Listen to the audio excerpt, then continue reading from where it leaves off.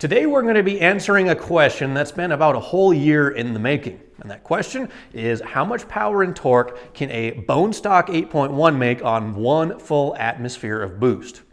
We finished this project up, or at least the first phase of this project up, about a year ago, January 2021. And one of the first things I did was take it up to the dyno, because you got to know how much power and torque you're making after you put in all the effort of building a custom turbo kit.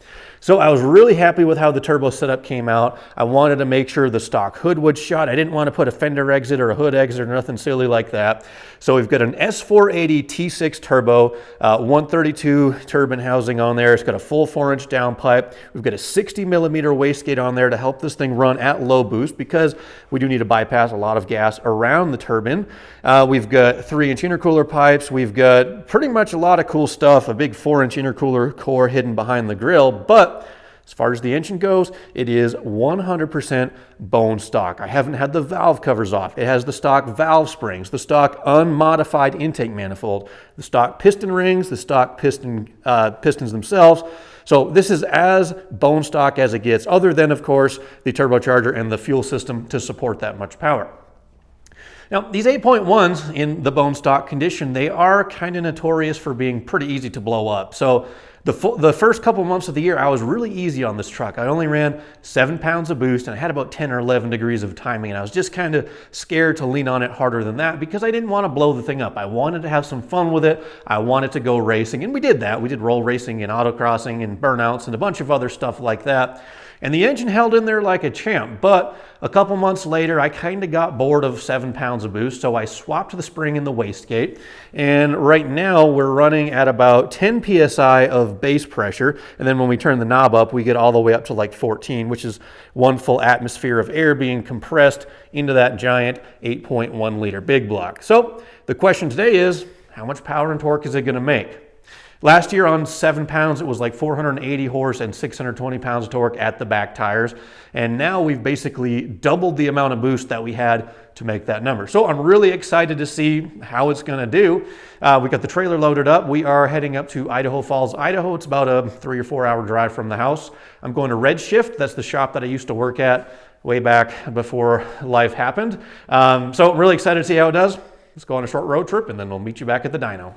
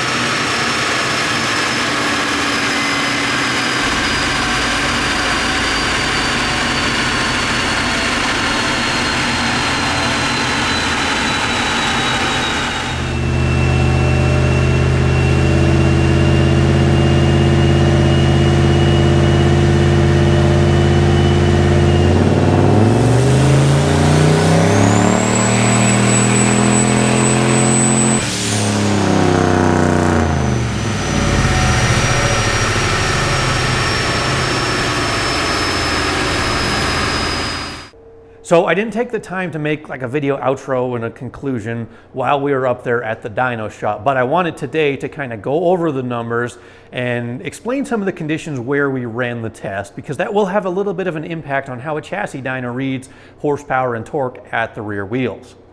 Now, unfortunately, we did have to run these tests with the torque converter unlocked. And the reason is because, number one, I forgot my laptop at home. And number two, the way that I have the shifts scheduled and set up inside the TCM is in normal drive mode. I have it so it'll unlock the converter at like 60 or 70% throttle.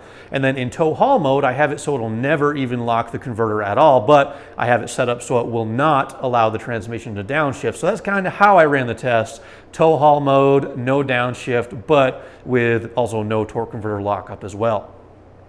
Now, a torque converter does produce a torque multiplication effect, and that's actually part of the reason why you want to install an aftermarket torque converter in the first place, is because it definitely transforms how the truck drives and how it puts power down. Like, that Circle D is the single best modification I have made to that truck since turbocharging it, and I would do it 1000% again. But that being said, it would be a little bit more accurate on a chassis dyno if I could force the converter to lock up.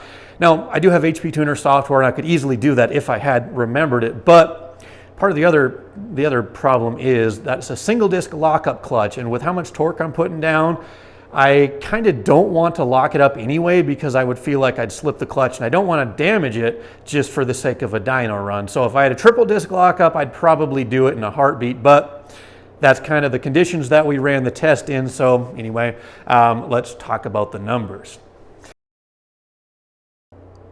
The first two runs we did were on 9 pounds of boost, and the very first one was 521 horsepower, 770 pound-feet. And on the next run, I started at a little bit lower RPM, which kind of helped the turbo come on a little bit quicker, and that resulted in 519 horsepower, but 830 pound-feet of torque at the back tires.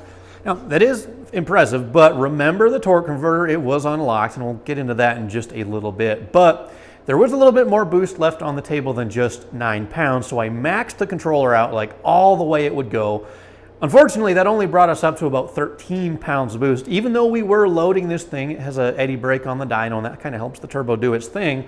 But 13 PSI was as high as we were able to get. So in the future, I am going to be installing an electronic boost controller on this thing just to try to help bring in the boost a little bit quicker and help that wastegate control boost a little bit more precisely. But anyhow, 13 pounds of boost resulted in 577 horsepower and 852 pounds of torque on the third run. And then I started at, again, a lower RPM, about 2,000 instead of 2,500. That gave us 581 horsepower and 910 pounds of torque. And finally, the last run, 583 horsepower and 904 pounds of torque. Now, I had a LMM Duramax several years ago with a hot race tune on it, and that thing put down like 480 or 490 at the wheels with like 960 or 970 pounds of torque. So this 8.1 is putting down near diesel torque levels, which I am really, really impressed with. It is a blast to drive. This truck will spin the tires all day long, which is not necessarily the fastest thing in the world, but it is fun. However, let's keep that sort of torque converter offset in mind, because I feel like the torque number is artificially inflated just a little bit. So to give context, or kind of to compare, I have some historical figures. So when the engine was naturally aspirated, it made 39% more torque than horsepower. On 7 pounds of boost, it made 28% more torque than it did horsepower. And these were both through a locked torque converter on the exact same chassis dyno. So if we average that out on 13 PSI, I'm going to say it makes roughly 33% more torque than it did horsepower, which would give us 770 pound-feet of torque at the rear wheel. So call that my torque converter correction factor. I don't know if that's accurate or not, but I feel like 900 pounds of torque is a little bit on the high side, although, like I said, the truck is a blast to drive. So yeah, I'm really, really happy with the state of the truck right now. But I do want to talk about the build that we have in the works, because you'll remember we have a 547-inch engine that we're building to replace the Gen 7 8.1, and it still will be a Gen 7. It's still going to be 8.1 based, but it's got a 4.500 stroke, it's got a 4.400 bore, although we are changing that up just a little bit. I'm actually going with a slightly smaller bore just to kind of leave a little bit more meat on the cylinder walls, because our 1,500 horsepower goal is going to tax that block, I feel like, not to the very limit, but we're definitely going to be pushing it. So I wanted to leave a little bit more material in the cylinder wall. So that required us to order a different piston, which that's kind of the holdup for where we're at right now. The piston, we placed the order back in like November, and it's still in their quote unquote engineering phase, whatever that means. So we've just been waiting on pistons, although that's not the only change that we've made, because I did order a different connecting rod as well. And we are converting from a hydraulic roller to a solid roller camshaft. We're upgrading the valve springs. I'm going to make some further changes to the rocker arms probably. I'm going to run a rocker girdle, I think. We're putting 1/2-inch head studs in this thing. We're going 1/2-inch main studs. We're kind of taking every step and every precaution that we can to make this Gen 7 big block as strong as we possibly can, because 1,500 horsepower is a lot, and that's going to be making a ton of torque as well. Now, of course, more footnotes. To get there, I am going to have to redo my turbo system, redo my fuel system, and the transmission, and the rest of the drivetrain, and probably a different rear axle. So we've got a zillion different changes that we need to make to this truck before it reaches its like final configuration. But that's just a little bit of what you guys can expect to see from the ugly truck over the next several months. Hopefully the pistons get here soon. But in the meantime, we have the LSA project that we're going to be doing on the single cab step side.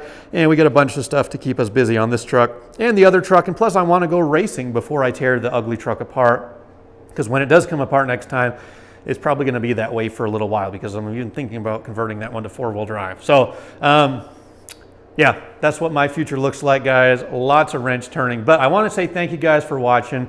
Drop me a comment. Let me know what you think about the Turbo 8.1, where we're at right now.